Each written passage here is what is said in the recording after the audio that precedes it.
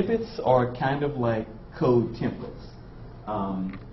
We could have a table snippet it's a nice, pretty formatted table, and all you have to do is go in and change out the information. The idea behind snippets is it does some layout and style features that are probably, and this is not meant to be an insult, but are probably above a lot of our users' level of ability. As I've mentioned a million times before, I don't think we have more than 5 web users whose full-time job is web. And I think 5 is an over-exaggeration. We have about 400 web users. If they devote 5% of their time to web, that's probably about the average. I don't know everything about the web, and I've been doing it for 12 years. So I can't expect someone who's only had 2 hours of OU campus training to know it. We have an abundance of snippets, so I'm not going to be able to show them all to you, but just to kind of give you an example. Yeah.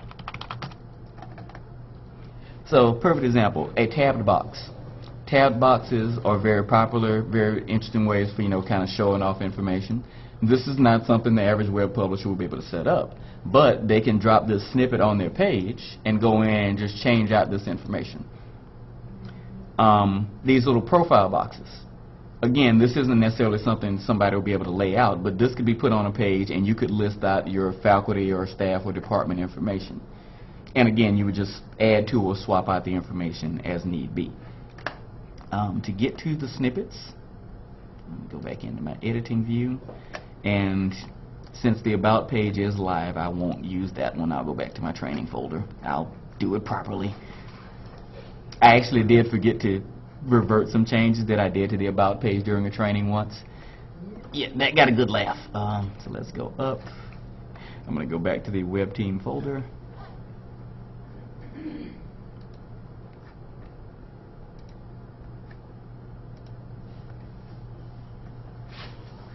Index.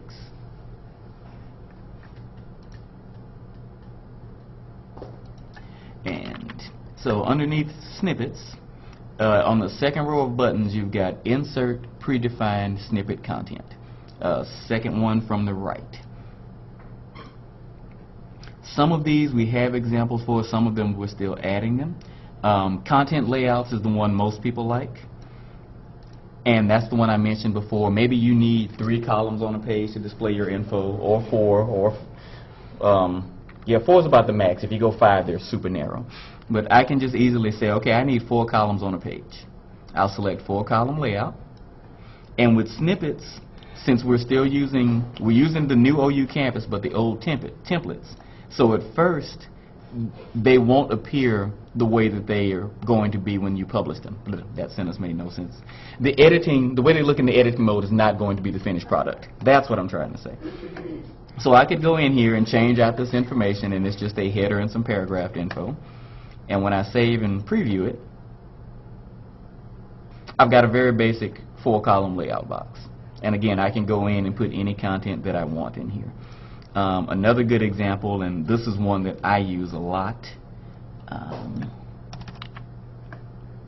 because people like images, underneath the main content. And main content, that just means snippets that are sized for that center area, so that you wouldn't want to put these in that little side nav if you have it. So that's why we call it main content. I'll never find it now that I need it. Oh, 3-column image. So again, a column layout, but it's got a spot where you can put little images across the top. And it's got a nice little hover effect built in. And just to kind of show you an example of where that one is in use. So we use that one here, just to kind of help break out the policy content a little bit more.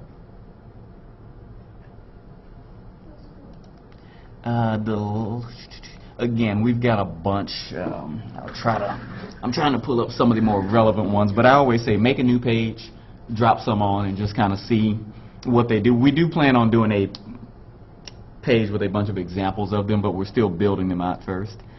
Tables. Everybody likes nice, pretty tables. Question: why do my tables, the right-hand margin extends beyond the visible border? and I can't, no matter what computer I'm using, see the entire content. I think I know. So I can't drag it down so I see the right-hand border. Yeah. Yes. Or take my cursor all the way over. You should be able to scroll to the right using that scroll bar, but I think that's also part of the once again we're still using the old templates in the new one. You've all heard me make this joke before. You've heard of a WYSIWYG editor. What you see is what you get. Our current editor is what you see is about 75% of what you get. But again, that'll be updated going forward. So tables, again we've got a snippet, tables, and we just have table with striped rows. I can insert that one. And this is going to be hard to see on this projector, but this is like a light shade of gray. Oh yeah, it actually shows up quite well. So, and I can go in and I can change out these. And I want to say as I add new rows, because again, once it's on the page, you can edit it. Let's see, where is my table? Oh, there it is. So I would do row, insert row after, insert row after.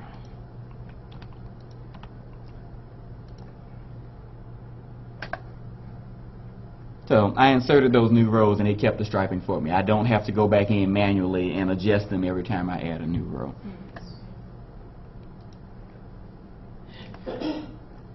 Tabbed boxes, again, tabbed boxes, always a lot of fun. I like the horizontal one. We have a vertical one, and on that vertical one, I'm going to show you it in use.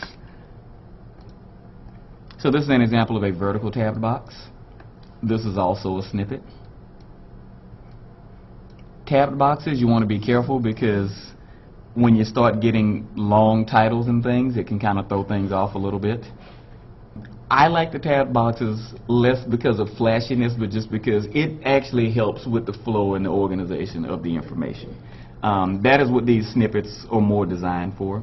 They're not so much to, oh, give me some elements to make my page pretty. They're actually give me some elements so that I can organize my content better.